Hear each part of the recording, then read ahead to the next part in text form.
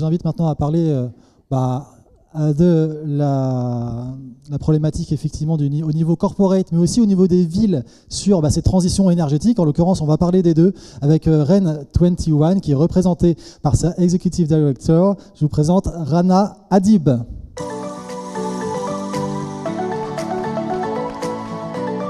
Ça, c'est pour faire défiler les slides. Je crois qu'il y a un support de présentation pour illustrer vos propos, Rana. Soyez la bienvenue. Merci. Est-ce que vous pourriez commencer pour nous présenter votre réseau et sur quel projet vous œuvrez chez REN21? Tout à fait. Bonjour tout le monde, merci pour l'invitation. REN21, c'est le Renewable Energy Policy Network for the 21st Century. Qui sommes-nous? En fait, on est une communauté internationale, la seule communauté internationale d'acteurs de gouvernement, organisations intergouvernementales, industries, ONG et de recherche qui travaillent sur l'accélération de la transformation vers les énergies renouvelables. Ce qui est important, ce n'est pas un think tank, ce n'est pas une ONG, ce n'est pas justement un gouvernement, mais c'est un écosystème qui permet vraiment d'accélérer en fait les transformations systémiques profondes des sociétés, des systèmes énergétiques et de nos économies. Très rapidement, pour voir le contexte, comment on œuvre, on a entendu en fait la présentation de Google avant. On est plus petit que Google, évidemment, mais dans la logique, on fait pareil. Il s'agit de rendre visible ce qui se passe en fait sur les énergies renouvelables pour informer les décideurs, mais également faire évoluer nos mentalités. Parce que la réalité, c'est qu'il y a énormément de mythes. Quand on est dans une situation où on a justement un système économique sur l'énergie fossile, il est très clair qu'il y a beaucoup de choses à perdre pour certaines personnes, mais que la réalité, c'est qu'on a besoin de le faire parce que les énergies fossiles sont responsables de 75% des émissions CO2. Très rapidement, où est-ce qu'on en sommes? La réalité, c'est qu'il y a beaucoup de choses qui sont passées sur les énergies renouvelables durant les 10 dernières années. La réalité est également qu'on consomme aujourd'hui plus d'énergie fossile que jamais. Et du coup, il est très clair qu'aujourd'hui, en fait, les gouvernements ont une responsabilité très importante de ne pas uniquement appuyer la sobriété énergétique, l'efficacité énergétique, les énergies renouvelables, mais également donner les signaux forts pour que justement des entreprises privées, des ONG, d'autres gouvernements et les citoyens puissent vraiment s'engager et prendre les décisions qui sont nécessaires. Et je pense qu'il est important parce qu'on parle beaucoup, quand on parle de l'énergie, on parle beaucoup de l'électricité. La réalité aujourd'hui, c'est qu'on consomme plus de 80% d'énergie pour la chaleur dans les bâtiments, l'industrie, le froid et les transports. Et là, on voit que ce sont des secteurs dans lesquels la transition n'a pas lieu assez rapidement. Du coup, il est clair aujourd'hui en fait qu'on a besoin de changer les normes, non seulement dans le système énergétique, mais dans toute l'économie et la société. Et on voit qu'on a besoin de sortir en fait de ce petit silo des experts énergie, mais vraiment amener l'énergie dans le débat, dans les marchés et dans la société. Parce que la réalité, c'est que l'énergie, elle est partout. Il y a toutes nos activités, on ne pourrait pas les faire. Et du coup, ça nous rejoint. REN21 va effectivement travailler et œuvrer pour rendre les énergies renouvelables la norme de demain, je dirais. Parfait, merci beaucoup pour ces premiers éléments de réponse globaux. Là, si on se penche plus sur les villes, on sait qu'il y a plus de 25% de la population qui aujourd'hui peuple nos villes, et ces dernières ont un rôle clé, j'imagine, à jouer contre le dérèglement climatique. Alors comment est-ce que vous accompagnez, vous, REN21, les villes vers plus d'énergie renouvelable? Justement, une des premières approches là-dessus, c'est vraiment de consolider des données déjà et de dire qu'est-ce qui se passe en fait dans le monde, dans les villes. Parce qu'effectivement, on va habiter dans une ville et on saura il y a des énergies renouvelables, on voit des panneaux solaires, peut-être que la municipalité communique là-dessus. Mais quel est le poids réel en fait quand on regarde cette transition globale dont on parle? Aujourd'hui, les villes, c'est 75% de la consommation énergétique, 75% des émissions CO2, 80% de la contribution en BIP. Et du coup, on voit déjà qu'il y a un poids très, très important.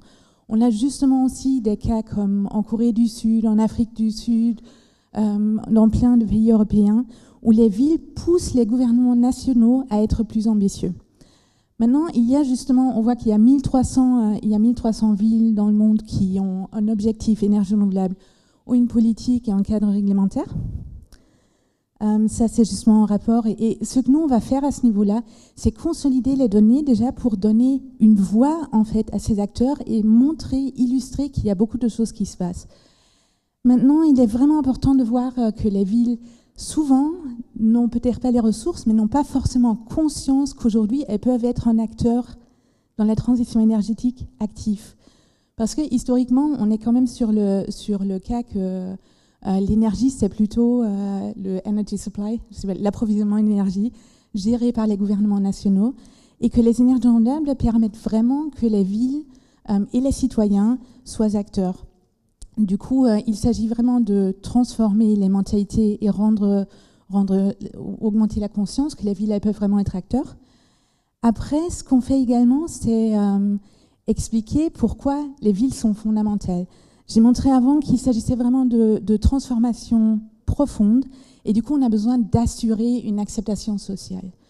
Évidemment, les citoyens et les écosystèmes qu'on a dans les villes sont très dynamiques pour montrer que c'est possible, pour amener différents acteurs d'avoir vraiment une ambiance stimulante pour qu'on puisse vraiment mettre nos forces, je dirais, en commun et avoir une transition systémique. Mettre les forces en commun, effectivement, très important, avoir des parties prenantes qui se parlent. Voilà, l'écosystème public, privé, c'est essentiel. Justement, ces acteurs privés, on va conclure là-dessus.